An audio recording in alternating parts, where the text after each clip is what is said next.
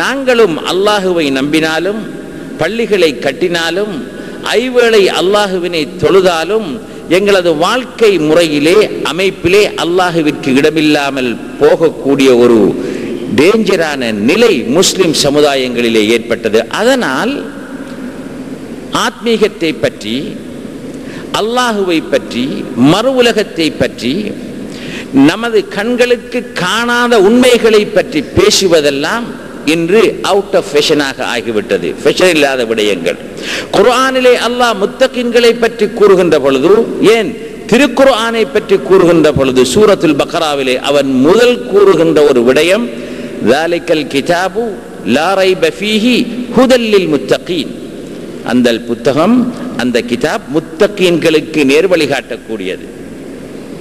முத்தகீன்கள் என்றால் யார் என்ற கேள்விக்கு அதே அடுத்த வசனத்திலே அல்லாஹ் கூறுகிறான், அல்லதீன, முதலாவது விடயம், யுக்மினூன பில் கைப், கைபான விடயங்களை, மறைவான விடயங்களை, தங்களது புலன்களுக்கு அப்பாற்பட்ட, தங்களது சிந்தனைக்கு அப்பாற்பட்ட கைபான விஷயங்களை எந்த சந்தேகமும் இன்றி ஏற்றுக்கொள்ளக்கூடியவர்கள் அவர்கள்தான் முஃமினூன்கள், முத்தகீன்கள். அவர்களுக்குரிய முதலாவது ஷரத் அல்லதீன யுக்மினூன பில் கைப். அப்படி என்றால் மனித வாழ்க்கையிலே, இந்த பிரபஞ்சத்திலே, யதார்த்தங்களிலே மனிதன் சிந்தனைக்கும் மனிதனின் புலன்களுக்கும் அப்பாற்பட்ட பல உண்மைகள் இருக்கின்றன. அவற்றை அவன் நம்ப வேண்டும். அதில் முதலாவது தான் ஆத்மீக உண்மைகள். அல்லாஹ் ஒருவன் இருக்கிறான் என்பதை மனிதன் தனது சிந்தனை மூலம் அறிந்து கொள்ளலாம், அவனை பற்றிய டீடைல்ஸ்களை தெரிந்து கொள்ளாவிட்டாலும்.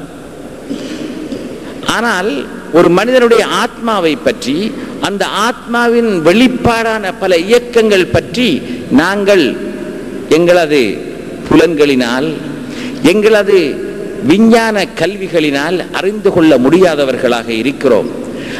கைப் என்று அல்லாஹ் சுப்ஹானஹு வ தஆலா எதை கூறினானோ அதில் அடங்குகின்ற முக்கியமான இல்முகளில் ஒன்று மனிதனின் ஆத்மா சம்பந்தப்பட்டது, ரூஹ் சம்பந்தப்பட்டது. அவன் அல்லாஹுவோடு நெருக்கமாக வாழ்கின்ற பொழுது, அல்லாஹுவின் குர்புடன் வாழ்கின்ற பொழுது அவனது உள்ளத்திலே, அவனது ஆத்மாவிலே, அவனது ரூஹிலே ஏற்படுகின்ற மாற்றங்கள் இவையெல்லாம் அந்த கைபை சேர்ந்தவை. ஏனென்றால் அவைகளை பற்றி நாங்கள் மற்ற விடயங்களை பற்றி பேசுவது போன்று, சீனியை போன்று அல்லது காரை போன்று அல்லது ஒரு வீடை பற்றி பேசுவது போன்று அந்த உண்மைகளை பற்றி பேச முடியாது. அவை அனுபவ ரீதியான உண்மைகள். அதை ஒவ்வொருவரும் அனுபவித்தாக வேண்டும். ஆனால் இன்றைய நவீன உலகத்திலே இப்படிப்பட்ட கைபுகளுக்கு இடமில்லை. விஞ்ஞான உலகத்திலே மேற்கத்திய விஞ்ஞான கருத்துக்களினால் பாதிக்கப்பட்ட முஸ்லீம் கூட ஒரு விடயத்தை பற்றி நாம் அவனுக்கு கூறுகின்ற பொழுது, அவன் மேற்கத்திய விஞ்ஞான உலகின் விஞ்ஞான அறிஞர்கள், விஞ்ஞானிகள் முன்வைக்கின்ற மெத்தடாலஜியை பின்பற்றி அவனும் தனது சிந்தனையை ஆக்கிக் கொள்கின்றான் என்பதை நாங்கள் காணக்கூடியதாக இருக்கின்றது. அதனால் தான் தஸவ்வுஃப் என்பது உண்மை விளங்கப்படாத, ஃபேஷனற்ற ஒரு கலையாக இன்று இருக்கின்றது. ஏனென்றால் தஸவ்வுஃப் என்பது கண்களால் காணக்கூடிய விடயங்களை பற்றி பேசும் ஒன்றல்ல. அதன் வெளிப்பாடுகள், அதன் ரிசல்ட்டுகள் கண்களால் காணக்கூடியதாக அல்லது உணரக்கூடியதாக இருந்தாலும், நாம் தஸவ்வுஃப் என்று பேசுகின்ற பொழுது, நாம் ஆத்மா என்று பேசுகின்ற பொழுது, அதன் சக்திகள், வெளிப்பாடுகள் என்று பேசுகின்ற பொழுது, அது நாம் ஒரு வீட்டை பற்றி பேசுவது போன்றோ அல்லது ஒரு கட்டிடத்தை பற்றி பேசுவது போன்றோ அல்லது நமது புலன்களால் காணக்கூடிய ஒரு பொருளை பற்றி பேசுவது போன்றோ இல்லை.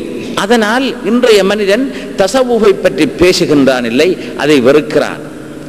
தனக்கு தெரியாத உண்மை இல்லை என்ற ஒரு கருத்தினை ஏற்றுக்கொண்டுள்ள பெருமையுடன் வாழ்கின்ற இன்றைய நவீன மனிதன் இந்த கருத்தினை உலகிற்கு முன்வைத்த அந்த மேற்கத்தியன் கூட மாறி, நாம் தவறு செய்து விட்டோம், பிழையான வழியிலே சென்று விட்டோம், உண்மை நாம் காண்பதும் கேட்பதும் அல்ல, இதற்கு பின்னால் எத்தனையோ உண்மைகள் இருக்கின்றன என்று அவன் கூட மீண்டும் திரும்பி ஆத்மீக வழிக்கு வந்து உண்மையான ஆத்மீகம் எங்கே இருக்கின்றது என்று தேடித் திரிகின்ற அந்த நேரத்திலே நாங்கள் அவன் 100 வருடங்களுக்கு முன் கேட்ட கேள்விகளை இன்று கேட்கிறோம். அவன் தவறை செய்துவிட்டு அந்த தவறை தவறென உணர்ந்து அதற்கு பரிகாரம் தேடுகின்ற இந்த நேரத்திலே நாங்கள் அவன் செய்த அதே தவறை ஏற்று வாழ ஆரம்பிக்கின்றோம். அதனால் தான் கூறினேன், இன்றைய முஸ்லிம் உலகிலே தஸவ்வுஃபை பற்றி பேசுவதென்பது ஒரு பல கோணர்களிலே விரும்பப்படாத ஒரு விடயமாக இருக்கிறது. அதற்கு பல காரணங்கள். ஒன்று, மேற்கத்திய தாக்கம், நவீன வாழ்க்கை முறையின் தாக்கம், சடவாதத்தோடு ஒட்டி இந்த உலக இன்பங்களை அனுபவிப்பதே வாழ்க்கை என்ற கருத்தின் அடிப்படையில் அமைந்த வாழ்க்கை முறை ஒரு காரணம். அதற்கு மேலாக தஸவ்வுஃப் என்றால் என்ன என்பது தெரியாத காரணம், அறியாமை. அதற்கடுத்ததாக எது எவ்வாறு இருந்தாலும் பணம், புகழ், பெருமை, வசதி இவைகளுக்கு இருக்கின்ற அட்ராக்ஷன், இவை அனைத்தும் ஒன்று சேர்ந்து தஸவ்வுஃபுக்கு எதிராக இன்றைய உலகத்திலே வேலை செய்து கொண்டிருப்பதை நாங்கள் காண்கலாம்.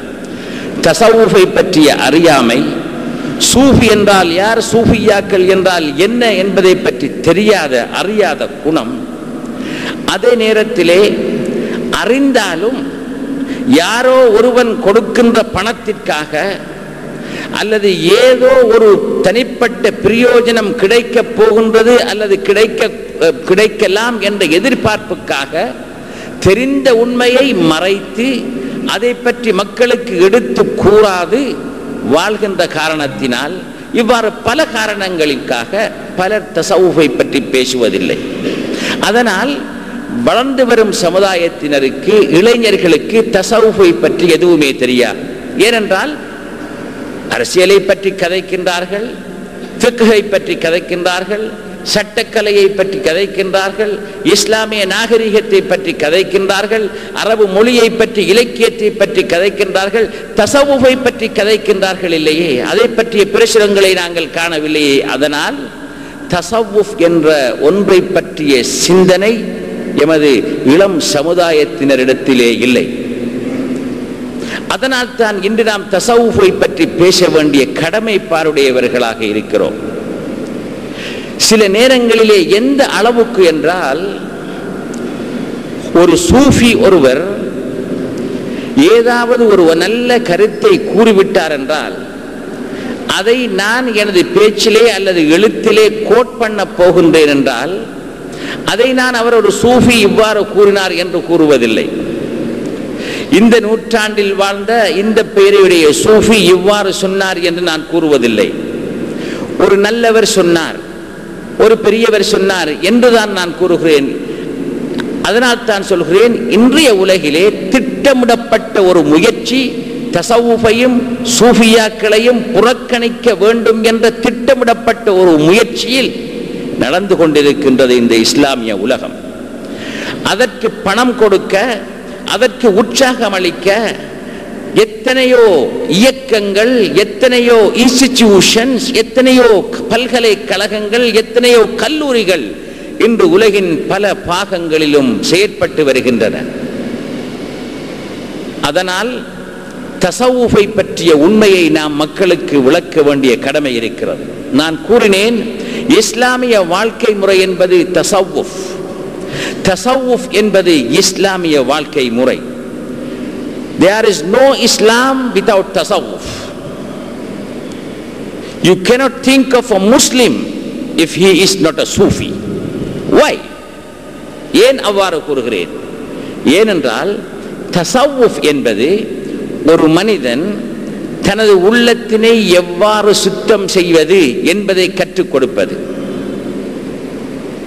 தஸவ்வுஃப் என்பது ஒரு மனிதன் எதை செய்யும் பொழுதும் அல்லாஹுவிற்காக என்ற நிலையில், என்ற எண்ணத்தோடு செய்ய வேண்டும் என்றால் அந்த நிலைக்கு தன்னை மாற்றிக்கொள்வது எவ்வாறு என்பதை சொல்லிக் கொடுப்பது. தஸவ்வுஃப் என்பது அல்லாஹுவின் உபூதியத், அல்லாஹுவிற்கு நாங்கள் அடிமைகள் என்றால் நான் என்ற ஒன்று நமக்கு இருக்க முடியாது. அடிமைக்கு நான் என்ற ஒன்று இல்லை. அவன் எஜமான் எதை சொல்கிறானோ அதுதான் அவன்.